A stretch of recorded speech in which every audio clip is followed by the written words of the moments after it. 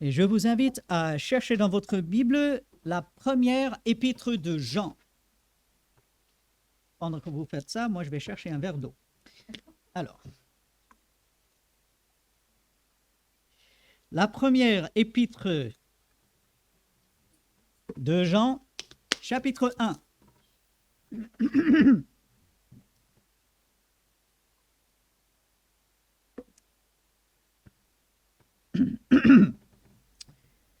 Première épître de Jean, chapitre 1. Nous allons lire tout le chapitre, il ne fait que 10 versets.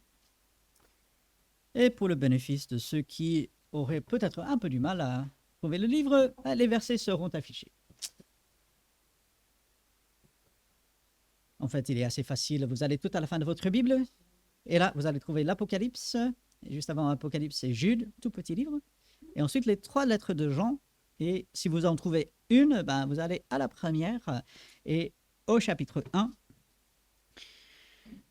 Je vous invite à suivre avec moi. Je vais lire les 10 versets de ce chapitre et ensuite, nous allons nous focaliser sur les versets 5 à 10. Mais on va lire tout le chapitre. Suivez avec moi. Ce qui était dès le commencement, ce que nous avons entendu, ce que nous avons vu de nos yeux, ce que nous avons contemplé et que nos mains ont touché concernant la parole de vie, et la vie a été manifestée, et nous l'avons vue, et nous lui rendons témoignage, et nous vous annonçons la vie éternelle qui était auprès du Père et qui nous a été manifestée. Ce que nous avons vu et entendu, nous vous l'annonçons à vous aussi, afin que vous aussi, vous soyez en communion avec nous. Or, notre communion est avec le Père et avec son Fils Jésus-Christ. Et nous écrivons ces choses afin que notre joie soit parfaite. La nouvelle que nous avons apprise de lui et que nous vous annonçons, c'est que Dieu est lumière et qu'il n'y a point en lui de ténèbres. Si nous disons que nous sommes en communion avec lui et que nous marchions dans les ténèbres, nous mentons et nous ne pratiquons pas la vérité. Mais si nous marchons dans la lumière, comme il est lui-même dans la lumière, nous sommes mutuellement en communion et le sang de Jésus-Christ, son Fils, nous purifie de tout péché.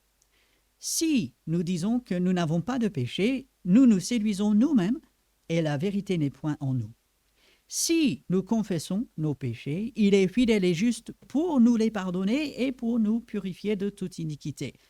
Si nous disons que nous n'avons pas péché, nous le faisons menteur et sa parole n'est point en nous. Prions pour remettre ces moments entre les mains de Dieu.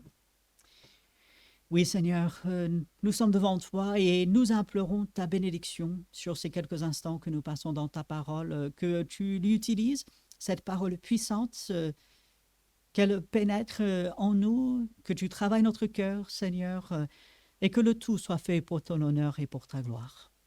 En ton nom. Amen.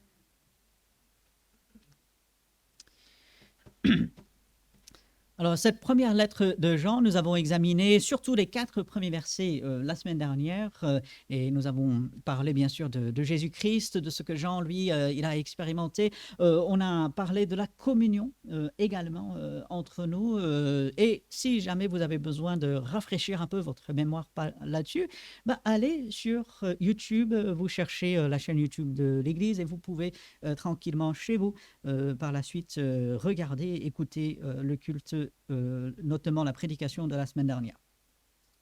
Aujourd'hui, sur la base des 4 premiers versets, cette communion déjà que nous avons avec Dieu par Jésus-Christ, qui est déjà merveilleux, c'est quelque chose d'extraordinaire que nous avons la communion avec le Fils de Dieu, avec Dieu lui-même. Jean, il en a fait l'expérience tangible, il pouvait toucher Jésus, il pouvait parler avec Jésus, il pouvait le voir. Et nous, aujourd'hui, nous avons la possibilité d'avoir cette communion avec Dieu, c'est merveilleux. Et aussi, les uns aux autres, et tout cela dans une joie parfaite, une joie complète, accomplie, mature, si on veut, et tout cela dans ces 4 premiers versets. Et à partir du verset 5, Jean, maintenant, il va un peu passer, pas à autre chose, mais à une autre étape. il va aller un peu plus loin. Et je vous invite à retenir, alors je l'ai un peu fait dans la lecture, mais retenez versets 6, 7, 8, 9 et 10. Chacun de ces versets, si, si, si, si, si, si, si. Et combien de fois nous on pose cette question? Ah, si seulement il n'avait pas dit, si seulement je m'étais réveillé un peu plus tôt, si seulement j'avais fait un autre choix, si seulement Dieu, ça vous est déjà arrivé de dire ça? Allez, soyons honnêtes entre nous. Et Jean va poser un ensemble de si, donc dans les versets 6 à 10. Mais avant de se lancer là-dedans, il va quand même poser une sorte de fondement à toute sa discussion sur les versets suivants. Verset 5, la nouvelle que nous avons apprise de lui, alors de qui? Et quand on voit lui, elle, celui, je vous encourage toujours à bien voir de qui il s'agit, parce que ce n'est pas toujours la personne à qui on pense. Mais ici, bien sûr, de qui est-ce que Jean il a appris cette nouvelle? Eh bien, c'est de Jésus, bien sûr. Et cette nouvelle qu'il a apprise de Jésus, c'est celle qu'il va annoncer à ces chrétiens qui apparemment étaient en difficulté, qui avaient besoin des encouragements de ces versets. Dieu est lumière et qu'il n'y a point en lui de ténèbres. Je ne sais pas vous, mais lorsque je lis cette partie du verset, Dieu est lumière, à quoi est-ce qu'on pense? Tout de suite, l'évangile de Jean, Jésus-Christ est la lumière du monde, n'est-ce pas? Et là aussi, si vous voulez retourner dans les archives des vidéos, des prédications, vous allez trouver la méditation de notre frère Luc qui a apporté sur Jésus qui est la lumière. Il dit « Je suis la lumière ». Dieu est lumière. Et qu'est-ce que ça veut dire? Bon, Dieu habite une lumière inaccessible. Mais ça ne m'aide pas, en fait. Si Dieu, il est inaccessible, bon, ok, c'est une vérité, mais ça ne m'aide pas du tout dans ma vie de tous les jours. Dieu, il est lumière, et alors? Je vous ai dit que j'avais un peu agacé des jeunes à un moment donné parce que je disais, et alors? Ils me racontaient des choses et je disais, et alors? Et alors? Il dit, non mais rien t'affecte toi, il disait. Ouais, mais Dieu, il est avec nous, alors bon.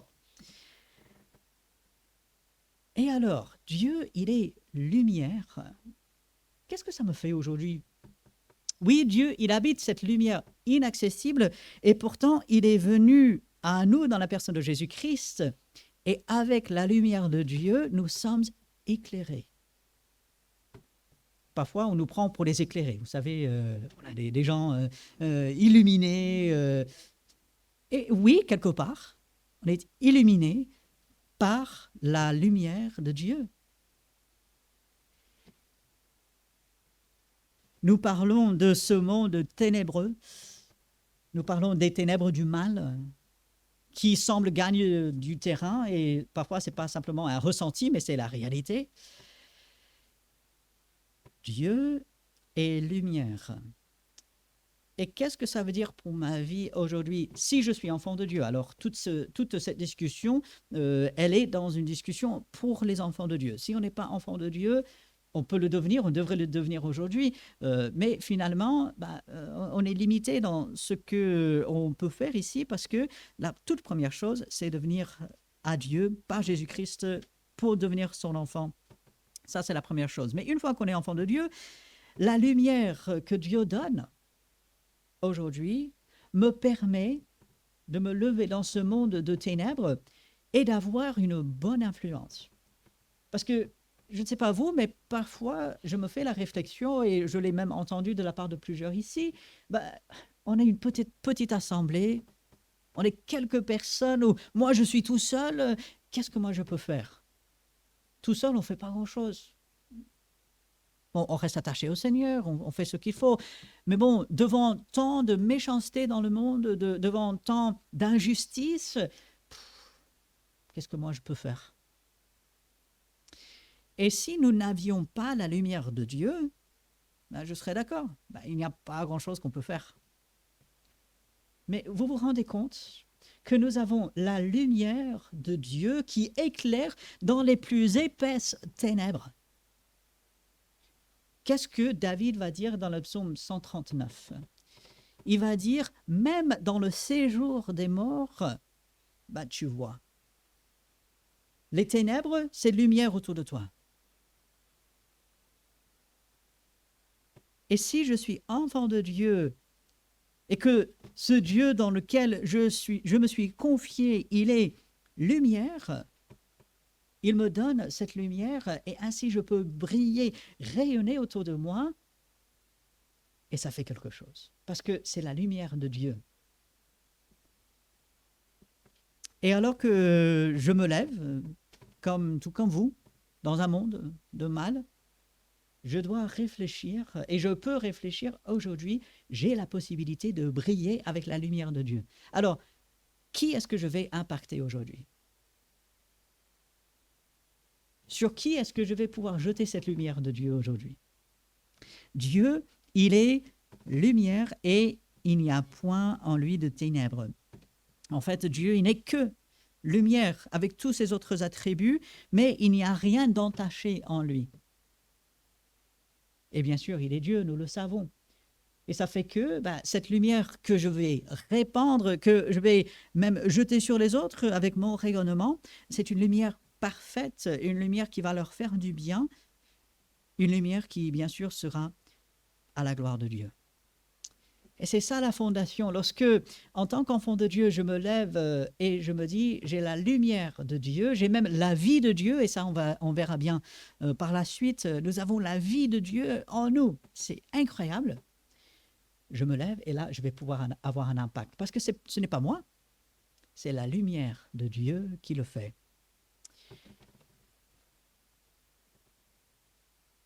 Et en même temps, il y a ces terribles mots. Oui, mais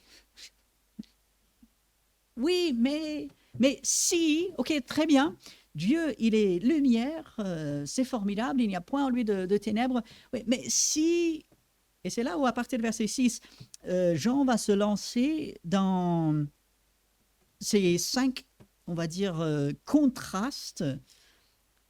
Il va dire si, une chose, et puis il va donner son contraire tout de suite après. Et dans un sens, c'est du sérieux.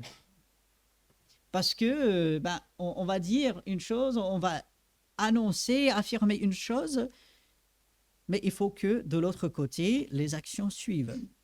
Alors, regardez le verset 6. Si nous disons que nous sommes en communion avec lui, avec Dieu, bien sûr, donc comprenons, avec Dieu, et que nous marchions dans les ténèbres, nous mentons et nous ne pratiquons pas la vérité.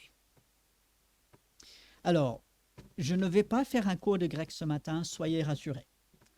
Par contre, il y a une petite subtilité que nous n'avons pas en français, que Jean arrive à faire passer dans le grec. Alors, sans faire de cours de grec ce matin, il y a 3 façons d'exprimer « si ». Alors, il y a une façon où on dit « si quelque chose arrive » et on est sûr que ça va arriver. Okay? Il y a une deuxième façon où on dit « si quelque chose va arriver » et on sait que ça n'arrivera pas. C'est comme si on va expliquer quelque chose qui, de toutes les façons, n'arrivera pas, mais allez, juste pour l'argumentation, hypothétiquement, on va le dire. Mais on sait que ça n'arrivera jamais. Et puis une troisième, et d'ailleurs c'est celle que Jean va utiliser ici, c'est si quelque chose va arriver et on ne sait pas. Peut-être oui, mais peut-être non. D'accord? Et donc Jean, il ne dit pas que ces chrétiens ici, ils étaient en train de dire ces choses, ils étaient en train de faire ces choses, et d'ailleurs, ce sera le cas pour chacun de ces versets. À chaque fois qu'il va dire « si », Jean est convaincu, enfin, il ne sait pas si ça va arriver ou pas. Donc, il y a un peu le doute. Il ne dit, donc je vais développer dans les versets qui suivent. Mais sachez que Jean, il dit « si nous disons que nous sommes en communion », bon, Certains le disaient, peut-être d'autres ne le disaient pas. Donc, il n'y a pas de certitude de la part de Jean là-dessus. Par contre, il y a la certitude que si nous disons que nous sommes en communion avec Dieu et que nous marchions dans les ténèbres, eh bien là, nous ne sommes pas dans la vérité. Et qu'est-ce que Jean essaie d'expliquer? Il dit, faites attention à ce qu'on dit. Parce qu'il est facile de dire, je suis enfant de Dieu. Vous savez, n'importe qui peut dire ça. N'importe qui peut dire, je suis enfant de Dieu, et même, voici comment je le suis devenu. N'importe qui. Où est-ce que Jean veut en venir? Il dit, regardez le comportement. Il faut qu'il y ait un témoignage. Quelqu'un ne peut pas être sauvé, devenir enfant de Dieu, sans confesser Jésus-Christ, sans croire en Jésus-Christ comme son sauveur. Impossible d'être sauvé autrement. Mais n'importe qui peut dire, voici ce que j'ai fait. Mais après, si la personne vit de n'importe quelle manière, on a un problème, n'est-ce pas? Alors, j'aimerais nous rassurer, tout ce que Jean n'est pas en train de parler des petits laps dans le péché, n'est pas en train de parler des moments d'inattention, des chutes de temps en temps que nous pouvons avoir. Hein? Il n'est pas en train de parler de cela. Il est en train de parler de quelqu'un qui habituellement, sans changement et sans même la volonté de changer, va marcher dans les ténèbres, ce qui est synonyme dans ce livre du péché. Donc, ne croyez pas que si on chute de temps en temps, que « Ah mince, est-ce que je suis enfant de Dieu ?» Non, non, rassurez-vous. Okay? Ces versets doivent être rassurants et non pas accablants pour l'enfant de Dieu. Nous ne sommes pas en train de parler de ces chutes que nous pouvons avoir de temps en temps. Nous sommes en train de parler d'une manière de vivre habituelle qui ne cherche même pas à changer. Et pourtant, la personne dit « Mais oui, je suis sauvé. » On se pose des questions. Et c'est la parole de Dieu qui juge, ce n'est pas nous. Jean dit, si nous disons une chose mais que nous faisons une autre, c'est logique, c'est le mensonge. Et on se trompe soi-même et on trompe les autres. Et la vérité de Dieu, elle n'est pas en nous. Et ainsi, Jean, il appelle à la vigilance dans la vie de l'enfant de Dieu, non pas « Ah mince, je dois toujours être vigilant, le moindre écart et mince, qu'est-ce qui va m'arriver ?» Non, mais quand même une réflexion dans sa vie. Où est-ce que je marche? Est-ce que je marche dans la lumière de la vérité de la parole de Dieu? Ou est-ce que je marche selon ce monde et selon ses raisonnements? Si je dis une chose, il faut que les actions suivent. Et au verset 7, et d'ailleurs c'est quelque chose que Jean va faire ici, il va annoncer un verset qui est un peu difficile, qui pousse à réfléchir, et ensuite il va faire suivre cela avec quelque chose de merveilleux. Alors regardez, verset 7. Mais, donc il peut y avoir des personnes qui se disent en communion avec Dieu dans la lumière, mais ils marchent dans les ténèbres, et ainsi ils sont dans le mensonge. Mais, verset 7, si nous marchons dans la lumière comme il est lui-même dans la lumière, nous sommes en communion les uns avec les autres.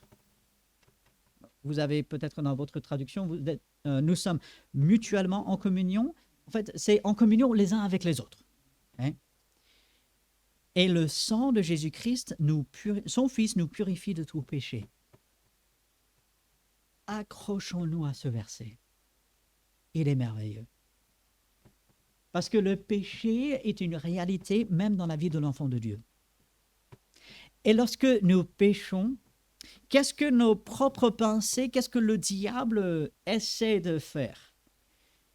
Il va culpabiliser. Oh, mais tu as encore fait ça. Tu as encore chuté. Ah, tu t'appelles enfant de Dieu et pourtant...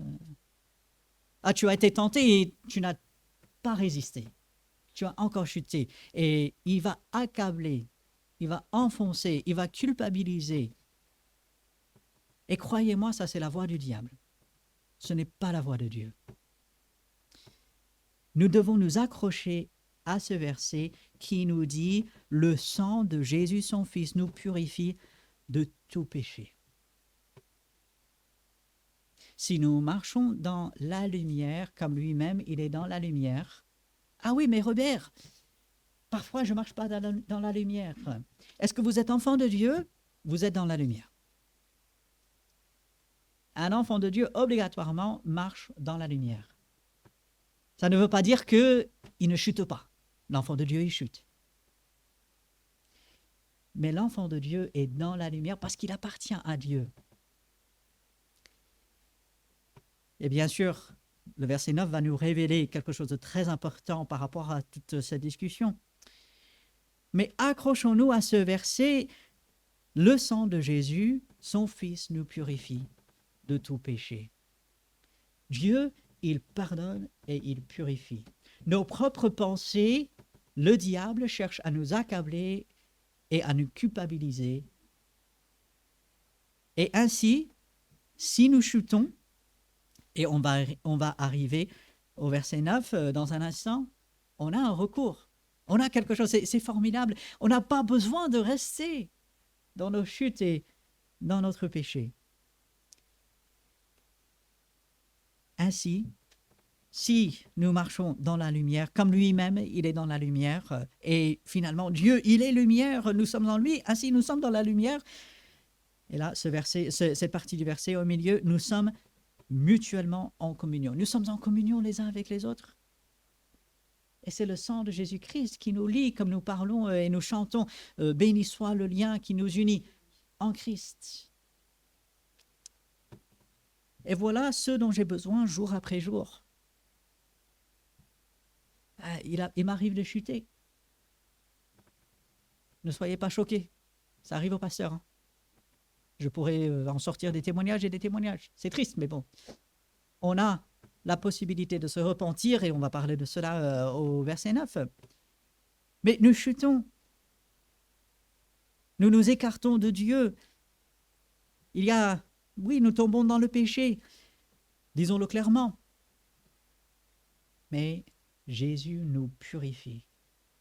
Et par lui, malgré notre péché, nous pouvons être en communion les uns les autres. Et nous sommes en communion. C'est déjà une réalité. Alors, au verset 8, Jean va basculer encore vers quelque chose qui semble négatif. Si nous disons que nous n'avons pas de péché, et sur la base de la parole, nous savons que chacun est né dans le péché, et même l'enfant de Dieu ne pêche pas. Mais apparemment, il y avait des gens là qui disaient « Ah, maintenant je suis sauvé, maintenant je suis purifié par Jésus-Christ, je n'ai plus de péché. » Et Jean dit « Ah non, non, non, non. Si nous disons que nous n'avons pas de péché, nous nous séduisons nous-mêmes et la vérité n'est point en nous. » Parce que Dieu dit, oui, il y a le péché qui est là. Voilà pourquoi il fallait Jésus-Christ. Voilà pourquoi il faut encore Jésus-Christ. Donc, si nous disons que nous n'avons pas de péché, et vrai qu'on ne le dit jamais, mais si jamais on le dit ou même on l'entend, il faut revenir avec la vérité de la parole de Dieu. Le péché est là. Maintenant, un petit mot. Ceci ne veut pas dire qu'il faut toujours être à la recherche avec la loupe imagée dans sa vie, toujours chercher le péché partout. Non. Dieu, il fera son œuvre pour nous montrer là où il y a le péché dans notre vie. Ça, il va s'en occuper, aucun souci. Il faut écouter sa voix lorsqu'il nous le montre. Mais Dieu, il s'occupe de cela.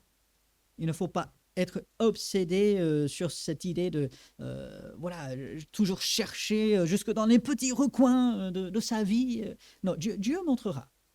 Dieu est lumière et donc il mettra les choses à la lumière. Et Jean dit, là, on risque de ne pas être dans la vérité. Quelqu'un qui dit ne pas avoir de péché, finalement prouve qui n'a rien compris à la vérité de Dieu. Quelqu'un qui dit, j'ai jamais péché, je crois que c'est notre frère Bernard, il avait raconté une fois, il a entendu parler de quelqu'un, c'était en Afrique quelque part, ils avaient fait de la pub, quelqu'un qui disait, et il y avait beaucoup d'autres choses qui étaient à côté par rapport à cela, mais quelqu'un qui n'avait plus péché pendant 40 ans. Et un peu en rigolant, Bernard, il a dit, on va le faire venir pour qu'il nous enseigne comment. Parce que, voilà, ce n'est pas notre expérience. Non.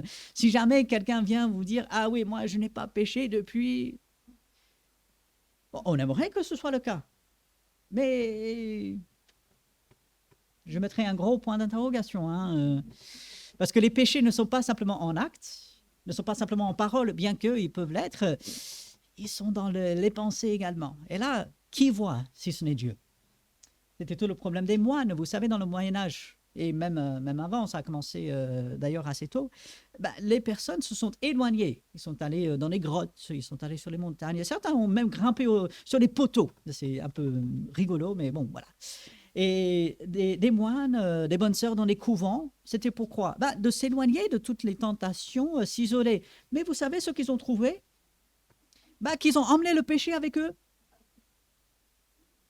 Oui, exact. Parfois, c'était pire. Le verdict de Dieu, c'est que oui, le péché est là. Et essayer de s'en éloigner ne marchera jamais. Parce qu'on l'emportera toujours avec nous. Qu'est-ce qu'il nous faut? Le verset 9. Si, encore une fois, si nous confessons nos péchés, si je suis d'accord avec le verdict de Dieu sur le péché, si je reconnais déjà que j'ai péché, que je lui demande pardon, si nous confessons nos péchés, il est fidèle et juste pour nous les pardonner. Est-ce que ce verset vous semble clair? Je crois que oui. Et pourtant, n'est-il pas vrai que parfois, on se pose la question, Dieu pardonne tout, mais quand même. N'est-il pas vrai que parfois, on entend, ou peut-être dans notre esprit, la pensée vient, Dieu, il a déjà pardonné et je viens vers lui pour être pardonné, mais peut-être c'est la foi de trop. Peut-être j'ai épuisé mon quota. Vous savez, on a un quota parfois pour certaines choses et une fois qu'on dépasse, c'est un peu comme les abonnements avec les téléphones portables. Donc, allez, un abonnement, on a 2 heures d'appel. Et une fois qu'on appelle au-delà de 2 heures, soit l'abonnement est bloqué, donc on ne peut plus appeler, ou bien là ils vont facturer. Et ainsi, parfois, alors j'espère que ces personnes ici, mais parfois, les enfants de Dieu, ils ont presque cette impression avec Dieu, qu'ils ont un abonnement, un forfait avec Dieu, et qu'ils peuvent demander pardon jusqu'à une certaine limite. Et au-delà de cette limite, soit Dieu cessera de les écouter, de les pardonner, ou bien ça va leur coûter vraiment très cher. Et c'est complètement faux. Et lorsqu'on le met dans ces termes-là, on se rend compte combien c'est ridicule, n'est-ce pas? Mais lorsqu'on est dans le moment, lorsque on reconnaît qu'on a péché et qu'on l'a fait encore, c'est pas la première fois, c'est pas la 10e fois, c'est peut-être la 100e fois, et on se dit, mais c'est pas possible, Dieu, il ne va pas me pardonner. Ou il va me pardonner de justesse. Là, c'est vraiment la limite. Et il va me dire, mais mon enfant, je t'ai déjà pardonné, et si tu reviens me demander pardon, gare à toi. Si tu reviens, ça n'a rien de Dieu, n'est-ce pas? Et alors que nous sommes assis ici avec la parole de Dieu devant nous, avec ces versets qui sont tellement clairs pour nous, je pense qu'il est facile pour nous d'identifier ces mauvais raisonnements et ces mauvaises pensées, n'est-ce pas? Lorsqu'on les présente de cette façon, on se dit, mais bien sûr, Dieu, il n'est pas comme ça. Dieu est un Dieu d'amour, un Dieu de pardon. Et si nous confessons nos péchés, il est fidèle et juste pour nous les pardonner. Mais lorsque nous sommes dans la semaine et que nous avons encore chuté, et que la voix de l'ennemi, la voix de l'accusateur, la Bible l'appelle l'accusateur des frères.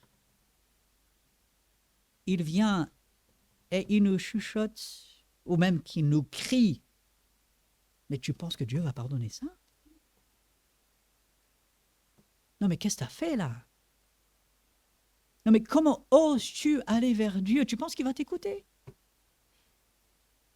Allez, va pas vers lui tout de suite parce qu'il faut qu'il se calme. Dieu, il faut qu'il se calme parce que là, il est en colère contre toi. Et donc, allez, laisse passer un peu de temps et ensuite tu viendras. C'est comme ça qu'on fait avec nos parents, n'est-ce pas? Parfois, le papa ou même la maman, ils ont besoin de se calmer. Hein? Là, l'enfant, il fait une bêtise, mais c'est pas la première fois qu'il l'a faite. Et là, c'est une grosse bêtise. Et, oh là là. Et on a besoin de souffler, n'est-ce pas? Et d'ailleurs, pour les parents humains, c'est important parfois de marquer une pause, de souffler. Parce qu'il ne faut pas agir avec colère envers les enfants. Mais Dieu, il n'est pas comme ça. Dieu n'a pas besoin de prendre 10 minutes, 1 heure pour se calmer, reprendre son souffle et être en mesure de nous accueillir et de nous pardonner. Dieu est un Dieu qui est prêt à pardonner. Si nous confessons nos péchés, il est fidèle et juste pour nous les pardonner. Est-ce que vous voyez la certitude dans ce verset? Jamais de peut-être. Il se peut, si on dit les mots exacts, si on est assez sincère. Vous voyez ça dans le texte? Moi, je ne le vois pas. Est-ce qu'il faut être sincère? Absolument. Mais de toutes les façons, Dieu le sait. Dieu, il le sait. Moi, je ne peux rien cacher de lui. Il est fidèle et juste pour nous les pardonner. Quelle est la condition? Bien sûr, je dois confesser. Je dois être d'accord avec le verdict de Dieu sur mon péché. Je dois reconnaître déjà que j'ai péché et je dois lui demander pardon. Mais lorsque je fais ça, il n'y a jamais un moment où Dieu dira « laisse-moi réfléchir ». Cette fois-ci, mais bon, peut-être pas la prochaine fois. Va-t'en et reviens quand j'aurai pris ma décision. Sur le moment, Dieu est fidèle et juste pour nous pardonner et pour nous purifier de toute iniquité. Ce mot purifier, laver, il nous fait propre. J'espère qu'elle ne m'en voudra pas. Je vais partager quelque chose. Le samedi soir, je parle d'Émilie, bien sûr. Alors, ce n'est pas sur elle, c'est sur moi, mais ça l'implique. Vous allez comprendre. Le samedi soir, en préparation pour le dimanche, autre chose, je me rase. C'est la seule fois dans la semaine que je le fais. Donc, si vous me voyez le samedi, vous allez constater la différence. Mais le samedi, en soirée, je me rase et tous les 15 jours, je me taille la barbe. Bon. Et quand j'ai terminé, je me serais lavé le visage et tout, je vais vers Émilie et je lui dis, tout beau, tout propre. Parce que la barbe est bien taillée, je me suis bien rasé. Parfois, je me coupe un peu, donc je dois nettoyer, mais voilà. Donc, tout est bien, tout beau, tout propre. Et finalement, Dieu, lorsqu'il nous pardonne, en fait, il nous lave complètement. Il nous purifie.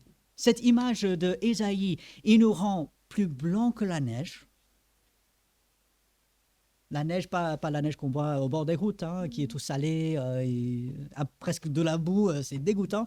Non, vous allez, et vous pouvez voir des images sur Internet, vous allez en Norvège, vous allez au Canada, c'est grands étendues, et c'est blanc, mais blanc comme pas deux. C'est merveilleux. Là, une merveille de la création de Dieu. Dieu nous lave, il nous purifie encore plus que cela. plus blanc que la neige. On a le chant, peut-être on pourra le chanter bientôt. Blanc, plus blanc que la neige. Et nous pardonne, c'est-à-dire notre dette est effacée. Il ne nous tient plus pour coupables et en plus de cela, il nous purifie chaque fois. Il n'y a jamais, jamais une fois où vous allez aller vers Dieu pour demander son pardon qui vous le refusera et qui dira « Ah non, pas cette fois-ci » ou « Attends, peut-être, laisse-moi réfléchir. » Jamais. Ces versets 7, verset 9, je vous encourage à les souligner dans votre Bible. Je vous encourage à les apprendre par cœur si ce n'est pas déjà fait. Le sang de Jésus-Christ nous purifie de tout péché. Et si nous confessons notre péché, Dieu est fidèle et juste pour nous les pardonner et nous purifier de toute iniquité. Et vous savez, ça n'a pas besoin de prendre longtemps. Les religions disent qu'il faut beaucoup de temps et beaucoup d'efforts pour se mettre en règle avec Dieu. Il faut faire beaucoup de choses, il faut faire des pèlerinages. Les catholiques, malheureusement, sont allés jusqu'à, en fait, se faire mal au corps. Ce n'est pas ce que Dieu veut et ce n'est pas la façon de se rendre agréable à Dieu, de se faire pardonner de ses péchés. En fait, demander pardon à Dieu, qu'est-ce que ça comprend? Dire à Dieu ce qu'on a fait. Dire, oui, c'était mal, j'ai péché, Seigneur, pardonne-moi. Vous savez, ça peut prendre moins d'1 minute. Ça n'a pas besoin de durer des heures, des jours. Si nous confessons nos péchés, il est fidèle et juste pour nous pardonner, ce qui nous libère de la culpabilité. Parce que notre dette est effacée, on ne doit plus rien à Dieu. Et si on ne doit plus rien à Dieu, pourquoi s'accabler? Nous sommes pardonnés et purifiés lorsque nous confessons notre péché. Ainsi, s'il y a un péché dans votre vie pour lequel vous avez demandé pardon, mais qui vous travaille encore, et vous dites « Ah, Dieu m'a pardonné, mais sachez que ce n'est pas Dieu qui vous met cette culpabilité et cette pression. Ça ne l'est pas. Dieu va vous révéler des péchés non confessés. S'il y a quelque chose que vous n'avez pas encore confessé, faites-le aujourd'hui. Mais si vous avez confessé vos péchés à Dieu, ce péché-là n'a plus aucun pouvoir. On n'est pas coupable. On pourrait prendre énormément de temps pour parler de toute cette question de pardon. Bien sûr, il y a des conséquences pour nos actions. Parfois, le mal que nous faisons, même en tant qu'enfants de Dieu, il y a des conséquences. Mais devant Dieu, le péché est effacé.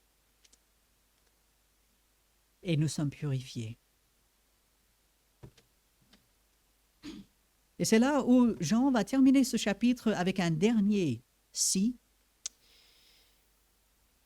Si nous disons que nous n'avons pas de péché, là encore, si nous disons je ne pêche pas du tout, nous le faisons menteur, nous faisons de Dieu un menteur, c'est très grave, et sa parole n'est point en nous. Bien sûr, on va chuter. Ah, là, on va pécher, on est dans un monde de péché, on est influencé, on est tenté, on ne devrait pas, et par la grâce de Dieu, on peut surmonter toute tentation. Et Dieu pourvoira un moyen de s'en sortir pour qu'on puisse supporter. Mais si on dit, ah non, je pêche jamais, Dieu va dire, ah bon, laissez-moi vous dire la vérité. Et si on refuse de croire à cela, si on refuse d'écouter Dieu, bien sûr, sa parole n'est point en nous, ce qui veut dire, il faut se poser la question, est-ce qu'on est même enfant de Dieu? Parce qu'un enfant de Dieu confronté à la parole de Dieu, à la vérité, sera travaillé et aura envie de changer. Il ne changera peut-être pas sur le moment, Il faudra peut-être un peu de temps.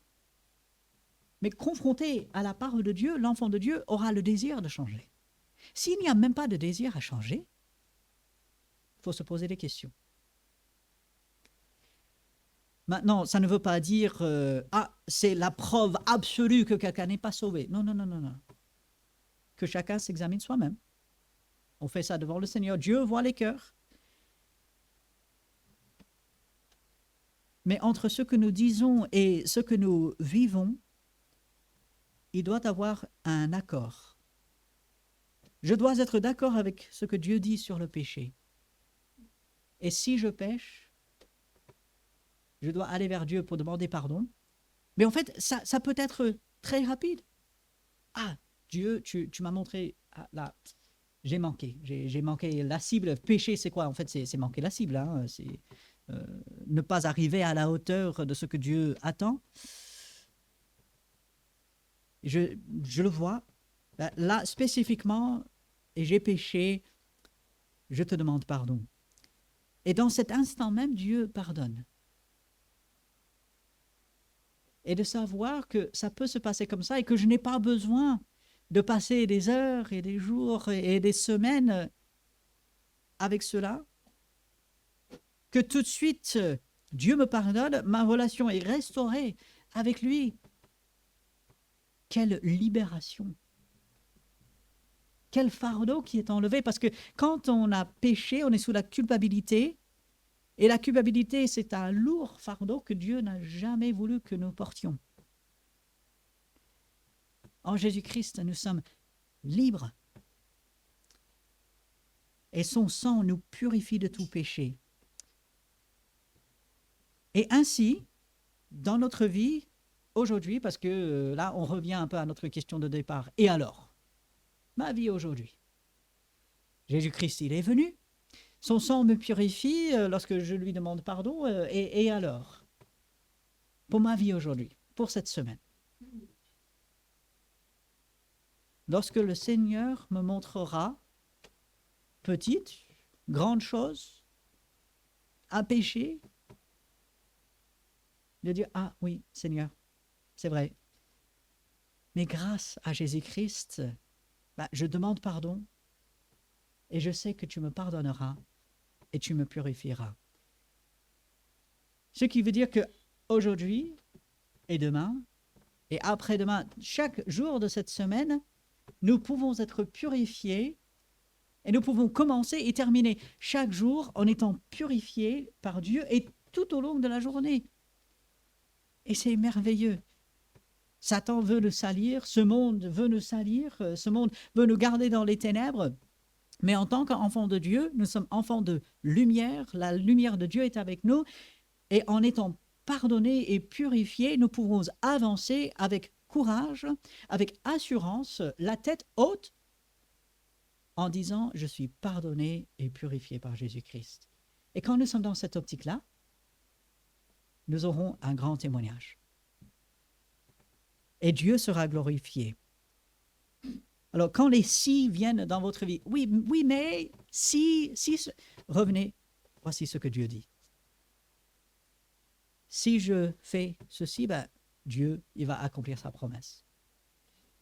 Si je marche dans la lumière et je le suis, je suis en communion avec Dieu et mes frères et sœurs. Si je confesse, Dieu va pardonner. Et de revenir sur ces versets, jour après jour, pour faire face aux tentations, pour faire face à toutes les voix du monde qui essaient de nous accabler, et de dire non, je suis enfant de Dieu. Aujourd'hui, je demande à Dieu de me pardonner, de me purifier, et je continue d'avancer avec sa lumière, avec sa vérité dans ce monde. Et ça, on a besoin de faire chaque jour. Ce serait formidable si, une fois par semaine, je viens le dimanche matin, je fais ça, et ça y est, c'est bon. Mais non. Jour après jour. Et aussi, chaque fois que nous le faisons, Dieu dira, viens mon enfant, viens, oui, je te pardonne. Allez, repartons. Repartons et avançons ensemble. Bien sûr, on a besoin de l'aide de Dieu. Il y a une démarche de notre côté, il faut confesser son péché, il faut demander pardon. Et ainsi que Dieu nous aide à le faire. Mais on a besoin de l'aide de Dieu et nous allons passer quelques instants dans une prière silencieuse, un peu une réflexion intérieure pour demander l'aide de Dieu avec ces choses. Passons ces quelques instants en silence devant le Seigneur et au bout de ces quelques instants, je prierai pour terminer cette partie.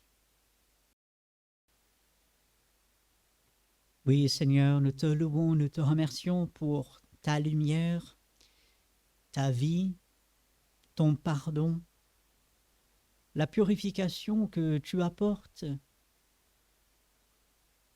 Tu es merveilleux, tu es fidèle pour faire toutes ces choses.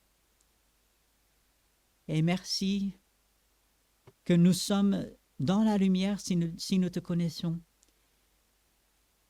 Et que le pardon est toujours là pour nous lorsque nous chutons, lorsque nous péchons. Tu es fidèle et juste. Merci Seigneur et nous implorons ton aide pour aujourd'hui, pour cette semaine. Que nous soyons toujours prêts à confesser nos péchés et à vivre dans la liberté que toi tu apportes. Aide-nous Seigneur, fortifie-nous, que nous soyons ceux qui reflètent ta lumière dans ce monde de ténèbres et que nous avancions pour toi et pour ta gloire. En ton nom. Amen. Je vous laisse avec le dernier verset de la deuxième épître aux Corinthiens. Que la grâce du Seigneur Jésus-Christ, l'amour de Dieu et la communion du Saint-Esprit soient avec vous tous. C'est ma prière pour vous, pour nous tous. Alors allez avec l'aide, avec la grâce de Dieu. Un très bon dimanche à chacun. Que Dieu vous bénisse. Saluez-vous les uns les autres.